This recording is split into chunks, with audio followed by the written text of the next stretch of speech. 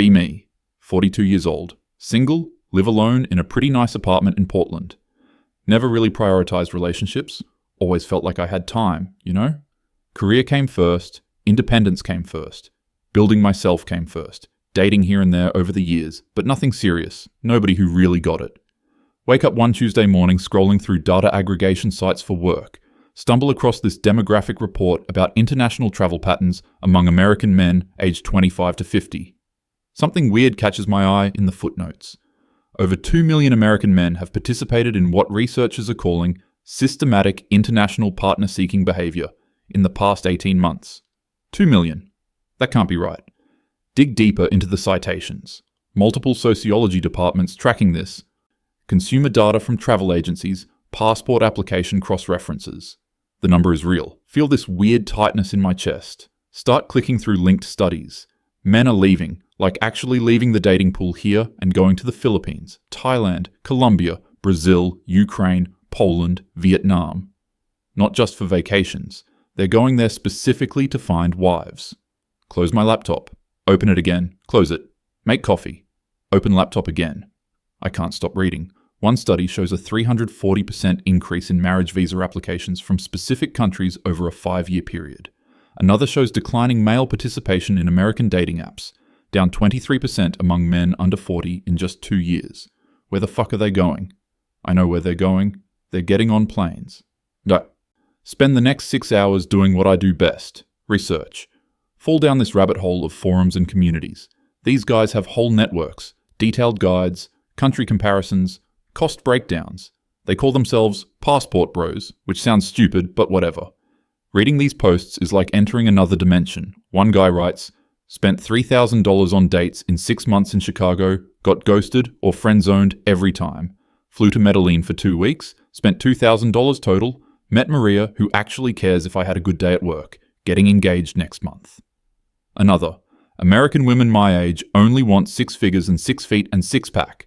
I'm 5'9" and make $65,000 as a teacher. In Poland, I'm considered a catch. I'm marrying Kasia in the spring. Hundreds of these stories. Thousands. They're comparing notes on which countries have women who haven't been ruined by feminism yet. That phrase keeps coming up. Ruined by feminism. My feminism. Feel my face getting hot. These men are talking about us. About American women. About me?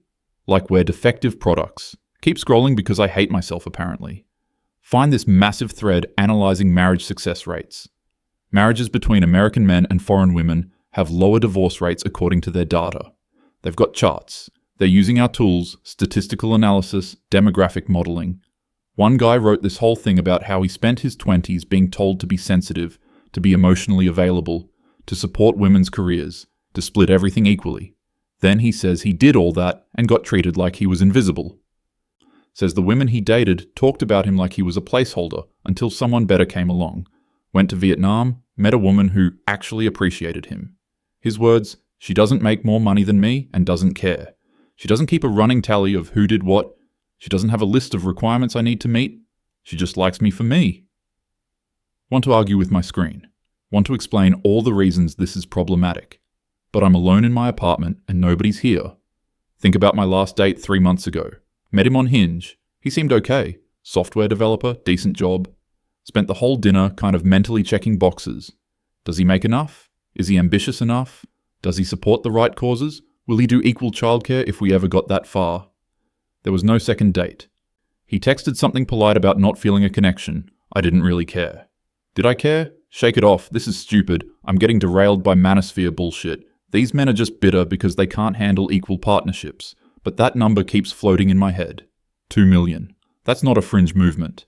That's a demographic shift. Look up marriage rates in the US for my age group. Women 40 to 44, never married, 23% in 2023 versus 9% in 1980. It's not just me. Birth rates below replacement level since 2007. Median age of first marriage for women now 28.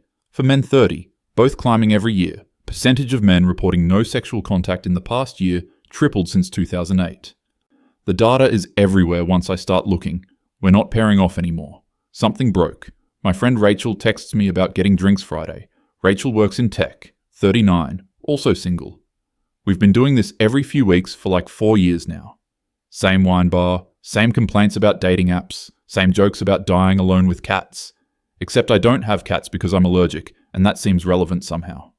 Friday comes, and I can't stop thinking about all this. Don't bring it up at drinks immediately. Rachel is talking about some guy who unmatched her after she said she wouldn't want to move out of the city for anyone. She's laughing, but there's this edge to it. I'm barely listening. Finally just blurt out, "Have you heard about this passport bros thing?" She rolls her eyes so hard. Oh yes, she's heard. It's pathetic. Men who can't handle strong women, so they go exploit vulnerable women in poor countries. That's the script. I've said similar things before. But tonight I just ask, what if it's not that though? Rachel looks at me like I grew a second head. Tell her about the numbers, the statistics, the forums. She's getting defensive, saying these men are just losers. If they can't cut it here, then good riddance. Ask her when her last relationship was. She goes quiet. 3 years ago, dated a guy for 6 months. He wanted to get serious. She wasn't ready. Ended it. Since then, nothing that stuck. Neither of us say anything for a minute. Finish our wine. The conversation moves on, but it's awkward now. Next Tuesday, I have lunch with my friend Dave. We've known each other since grad school. He's one of the few male friends I kept over the years. Dave's 44, divorced 4 years ago, has a 10-year-old daughter. He's been single since the divorce. We usually keep it light, but I'm still stuck on this whole thing. Ask him straight up, would you ever do the passport bro thing? He almost chokes on his sandwich, laughs uncomfortably, says no, that's not his scene. But then he goes quiet. Finally says, I get it though. I must make a face because he puts his hands up, all defensive. Explains that dating at our age as a man is brutal in ways I might not see. Says he makes okay money, but not great money. He's in decent shape, but has a dad bod. He's got the kid every other week. Most women he meets on apps are either way out of his league and know it, or have such specific requirements he doesn't check enough boxes. He went on a date with a woman last year who asked him in the first 15 minutes what his retirement portfolio looked like and if he owned or rented. Another woman seemed great until she found out his daughter goes to public school instead of private, suddenly got cold. I'm listening but also getting annoyed. Tell him women have to be careful, we have to think practically, we can't just go off feelings. He nods along, then asks, but do you ever just enjoy spending time with someone, or is it always an evaluation? That hits different than I want it to. I don't answer. He keeps going. Says a buddy of his from college just married a woman from Brazil he met through some social group down there. His buddy is apparently super happy, she's happy. They're planning a family. Dave saw them recently and said he hadn't seen his friend smile like that in years. Tells me, the guy's not rich, he's not 6 feet tall, he's just a normal dude, but she treats him like he's won the lottery, and he treats her the same way. They're just happy to have found each other. Ask what she gets out of it, trying not to sound accusatory. Dave says she gets a stable husband who adores her, a path to citizenship and a better economic situation, a guy who values family the way she does. Puts it like this. It's transactional in some ways, sure, but isn't all dating kind of transactional now? At least they're honest about what they want. We're both quiet. He changes the subject to work stuff. Lunch ends weird. I'm thinking about that word, transactional. Every relationship guide, every article I've read in the last decade has been about knowing your worth, having standards, not settling. But when did standards become spreadsheets? Get home and fall back into the forums. Find this section where foreign women talk about why they prefer American men. A woman from the Philippines wrote about how men in her country often expect wives to do everything while they drink with friends. American husband helps with housework, is faithful, shares finances openly, treats her as a partner. She's genuinely grateful. Woman from Ukraine talks about economic stability, safety, a man who doesn't drink himself unconscious every weekend. Colombian woman says her American husband is nerdy and awkward, but kind and consistent, better than the machismo culture she grew up with. These women aren't victims. They're making strategic choices, same as anyone. Feel this weird cognitive dissonance happening. I've spent years advocating for women's choice, women's agency, but somehow, when women choose traditional arrangements, I want to call them brainwashed. Keep scrolling. Find a comment from a Polish woman married to an American. Western women spent 50 years winning the right not to need men, then act surprised when men stop trying to be needed. I choose different. I like when my husband feels necessary. He likes when I appreciate him for it. We are both happy with our choice. Close the laptop hard enough that I worry I cracked the screen. This is bullshit. They don't get it. We fought for equality, for independence, for the right not to be property. but I'm 42 and I'm alone, and 2 million men are getting on planes. Thursday, I have this non-profit networking event. Don't want to go, but it's important for work. Dragging myself through small talk with a drink, I'm nursing too slowly. Notice this group of 3 guys in their 30s at the hotel bar. Not part of the event, they've got luggage. They're talking loud enough that I can hear them. One says, "First time to Bangkok, I'm nervous as hell." Another laughs. "Don't be. Just be yourself, be respectful. The cultural difference makes everything easier." Third guy. "My cousin met his wife in Pattaya 3 years ago. They've got a baby now. He's never been happier. Used to be miserable dating in Seattle." They keep talking logistics, which areas to stay in, how to avoid scams, which apps to use. One mentions he's been learning basic Thai phrases. They seem excited, normal guys, not creeps, just regular men talking about meeting women. One of them notices me looking, raises his glass slightly, friendly. I look away fast, feel embarrassed for eavesdropping, feel angry at being embarrassed, feel confused about feeling angry. Leave early. At the airport, I saw them again while waiting for my own flight home. They were at the gate for a flight to Taiwan. Actually Taiwan, not Bangkok, I misheard earlier, laughing about something, looking at one of their phones. They looked hopeful. When's the last time I felt hopeful about dating? Can't remember. Get home Friday night. Rachel texts about the feminist group thing. Oh fuck, I forgot. There's this monthly meetup of women from various advocacy and non-profit backgrounds. We talk about policy, campaigns, supporting each other professionally. It's usually inspiring. Show up Saturday morning at Dana's house. There's coffee and pastries, about 12 of us. Ages range from late 20s to mid-50s. Dana starts by asking if anyone has topics to discuss. Someone brings up the passport bros thing. The room immediately gets tense. Everyone has apparently been seeing the articles, the videos, the discourse. Maria, who's 33 and works in immigration law, calls it human trafficking with extra steps. Jennifer, 56, divorced twice, says men have always run away when women demand equality. This is just the new version. Someone else brings up mail-order bride history, power imbalances, exploitation. All valid points. Things I've thought. But then Amy speaks up. Amy is 29, younger than most of us, works in social services. She says quietly, "My brother just got engaged to a woman from the Philippines." Room goes silent. Amy continues. "He's a good guy. He's not a creep. He just kept getting rejected here for not making enough money or not being tall enough. He's 5'6" and works as a paralegal. He met Leah through a church group when he was doing missionary work there 2 years ago. She's educated. She's got a nursing degree. They're actually perfect for each other, and I've never seen him this happy." Dinah tries to redirect. "That's different though. That's organic." Amy shakes her head. "Is it? He went there partly because he'd heard Filipino culture values family and faith over income brackets. That's still intentional. And honestly, watching them together made me realize how much I've been treating dates like job interviews." She's almost crying. Says she's been single 4 years despite really wanting a relationship. Admits she's rejected guys for things like having an Android phone or not knowing the right restaurants. The room doesn't know what to do with this. Rachel jumps in about maintaining standards. Argument breaks out. Half the room saying we can't compromise feminist values for male comfort. Other half getting quiet and reflective. Jennifer finally says, "I'm 56, my youngest is graduating college. I've been single 8 years. I've had sex twice in that time.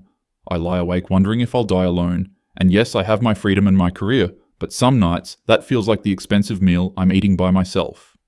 Nobody speaks. She continues. "Maybe we won the argument, but lost something else. I don't know. I'm just tired." Meeting kind of falls apart after that. We drift into smaller conversations. Leave feeling worse than when I arrived. Spend the weekend doing more research I can't stop myself from doing. Find academic papers on marriage market dynamics. One economist described it as a coordination failure. Women's educational and economic gains happened faster than cultural adaptation. Women now outpace men in college degrees, compete equally in many career fields. But mate selection preferences haven't evolved at the same rate. Women still prefer partners with equal or greater educational and economic status.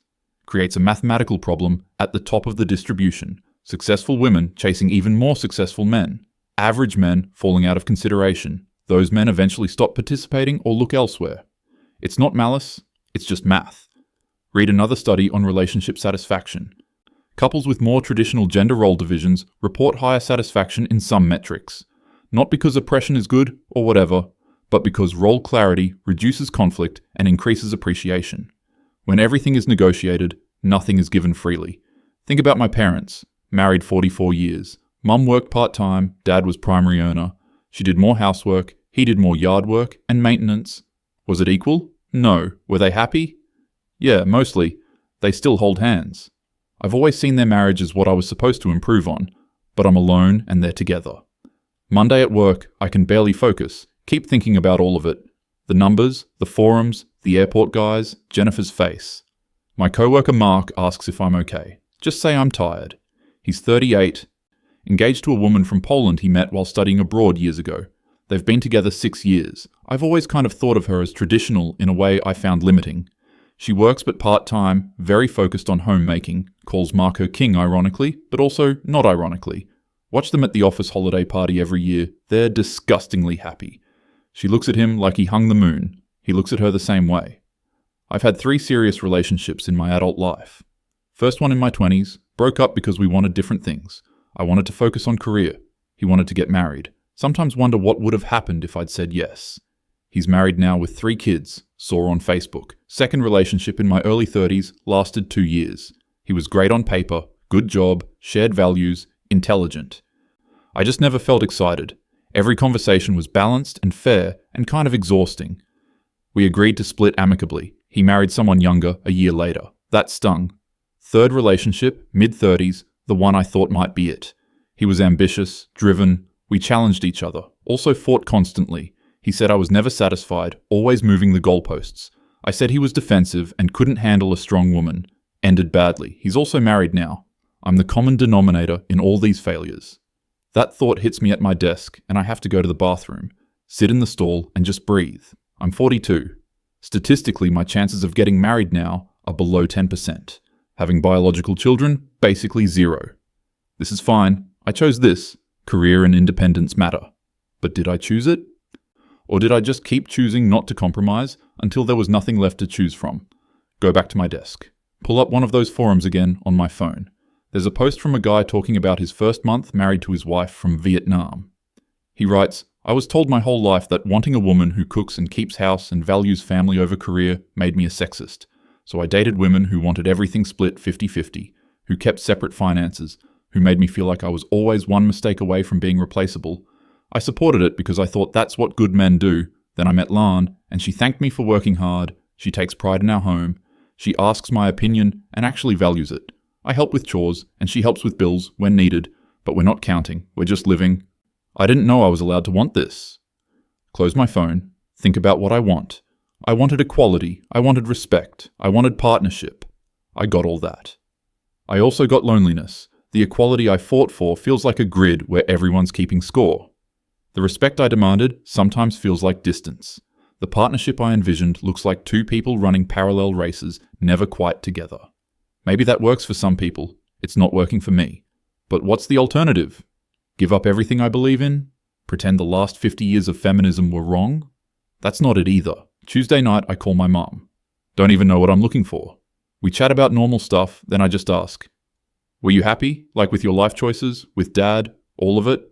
She's quiet for a second, says, that's a big question, honey. Tell her I'm just thinking about stuff. She knows me too well. This about you being single? Yeah.